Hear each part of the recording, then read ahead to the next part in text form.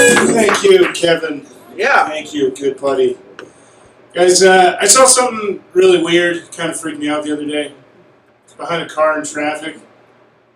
Just had a bumper sticker on it. It's a paw print of a dog. It just said, "What happens in the dog park stays in the dog park." It's like, that's a weird way to confess you fucked your dog. Like, in a public park, too? It's that dumb Las Vegas slogan, too. We keep using it everywhere now. I heard it in the grocery store. The guy came on the intercom, he goes, "Head over to the candy aisle for half off all items, because what happens in the candy aisle stays in the candy aisle." That just sounds like there's a pedophile in the candy aisle. Right? It freaked me out, man. People freak me out really easily. This creeped me out the other day. I was just walking down the street. And I saw this guy coming down the other way. Have you ever seen somebody walk without swaying their arms? Yeah. It's very menacing. People are weird. There's too many adults who are into shit like tarot cards. Has anybody noticed that? Especially in this town, man. One week I had 3 different people offer to do a reading for me. And I couldn't be rude to everybody, so I was just like, nah, I'm more of a Magic 8-Ball guy myself. Sorry. I had a friend ask me to do an escape room. All I heard was, "You want to pretend to be kidnapped for a few hours?" Like, that's what I don't get it whenever anybody's like, "I don't do drama." Fuck you, yeah you do. We pay extra for that. How else do you explain things like professional sports? That's nothing but drama and heartache. Especially for me, all my home teams suck. I don't want to be a sports fan anymore. Being a fan of a shitty home team, that's like being stuck in an old school Catholic marriage. You get into it when you're too young, you don't really understand how the game's played yet, you just kind of pick one that's close to you that your parents like and you stick with it. It was a hard year for me too. I'm an American soccer fan. We didn't qualify for the World Cup this year. That's why I'm against all of Trump's immigration policies. We need these kids. I want to qualify for the next tournament, okay? I don't know. It's too much heartbreak. Love of drama gives me a lot of irrational fears because I saw too many horror films as a kid. Every time I go to my car, I always check the back seat because I think there's going to be a killer in there waiting to strike. That's stupid. There's never a killer in the back seat, but I still text and drive. It doesn't make any sense. I feel scared of everything all the time. Like, I'm terrified of spiders. Is anybody here scared of spiders? Yeah, they're gross, man. And there's a whole bunch of them in the bushes around my front porch, which is a bummer because that's where I like to go to smoke weed. It's making me paranoid. So what I've decided to do, I'm going to blow the smoke into the webs. I think if I get them high, they'll be my friends now. It'll be like a Charlotte's Web kind of scenario. I come out the next day, written in web above my door, it just says, "One chill dude." Far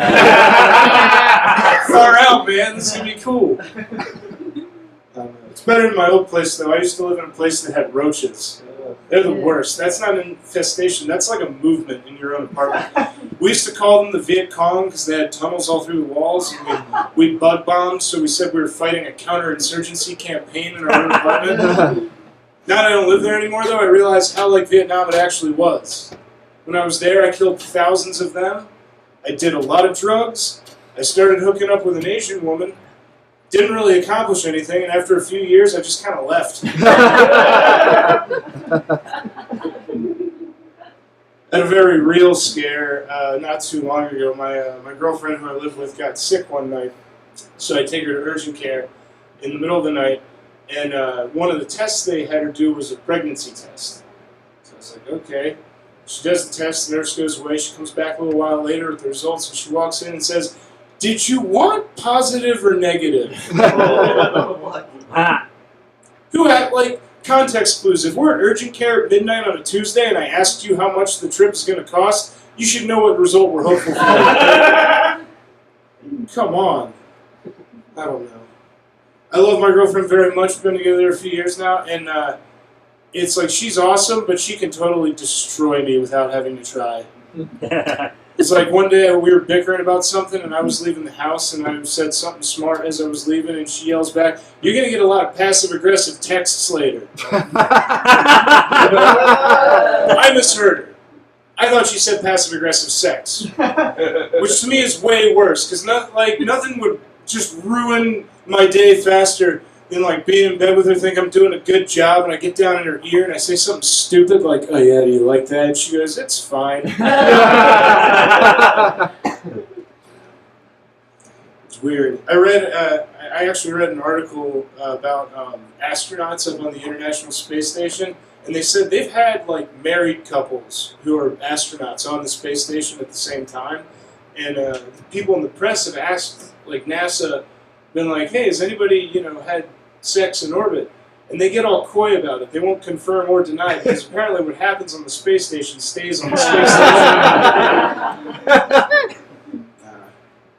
But I've been with my girlfriend a few years now, and I actually got embarrassed the other day because a friend of mine was like, "So like when's you guys like anniversary?" And I was like, "I don't know. We didn't really have like a firm start date." And they were like, "Oh, you don't know how long you guys have been together?" And I was like, "We've been together. I'll give you an idea. When we shower together, we both pee in the shower. That's how long we've been together." And to me, that's true love, When you can sit there in the shower and they can just make eye contact with you like they're the quarterback in a huddle. Just both of you peeing down the drain, talking about bills you got to pay that week and shit. It was weird because one time too, we did that, and then like as I was rinsing off, I spit down the drain, and she goes, "Ew, gross." And I was like, "What?" I was like, "Do you see what we just did?" And I was like, "You keep moving the line. That's confusing. You can't do that."